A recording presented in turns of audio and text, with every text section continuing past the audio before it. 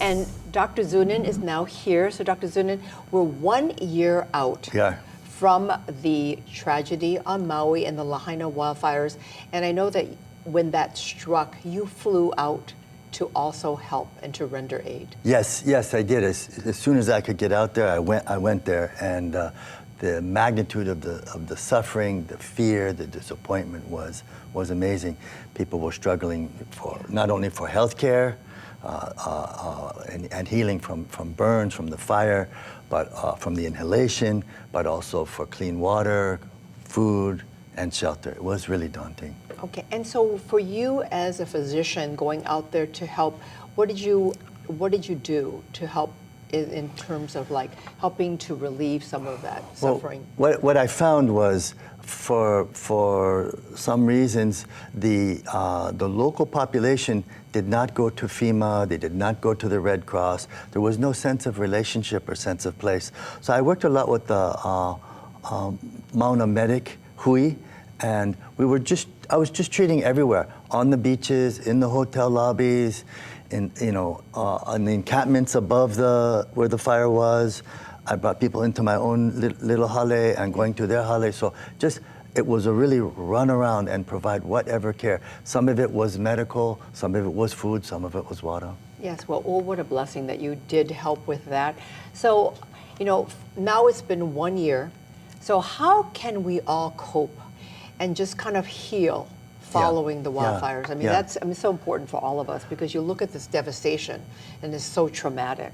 It's such a good question, and the point is, it's dynamic. It's a moving process. So it depends at what point. So in the beginning, you're like, get out of there, get safe. I took care of one guy who had a homeless gentleman whose hands were burned. All of his friends were incinerated like that. He's just lost all of his friends. So in the beginning, you have to take care of the burns, you have to get the shelter, the food. But then as time goes on, you begin to integrate, you begin to accept. There's a lot of frustration, there's a lot of anger. Good thing we got the settlement. But now, as we're moving into the reconstruction, most people have a place to stay. It's really staying connected, rebuilding the ohana, the community, being in the moment, and being practical. How can we move forward step by step? And so what is your suggestion for everyone to try to move forward?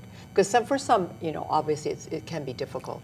Well, I think the key is a combination of internally remembering, look, the fire's not burning now. I can breathe now. I'm safe now. That's the first thing, being in the moment. The second thing is rebuilding, reconstituting that sense of ohana, the community, the people that you can care for, that care for you. And the third thing is being pragmatic. It's not going to be how we would like it to be. It's never going to be as fast. It's never going to be the same. But there's resources coming to bear. Be pragmatic and practical. Make the most of it. Okay, so what are some lessons that we can all carry forward from the wildfires, and just for all of us in terms of healing? What are some lessons? Well, I mean, the lessons are, we have to prevent this again. We have to prevent this from coming. If there's a hurricane that's not too far and big winds are coming, bear that in mind. If there's cane fields that are no longer in use and there's weeds, don't leave them there to be burned. Make sure the fire hydrants work. Make sure there's a good plan to evacuate people. The whole thing needs to be reevaluated. But what we have to learn, the biggest thing to learn is, like, the only thing in life that's constant is change.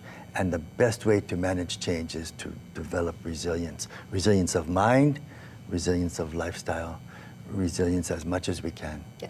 Mahalo. That is a perfect note to end on. And of course, we have all of the information on our website, KITV.com. Thank you, Cynthia.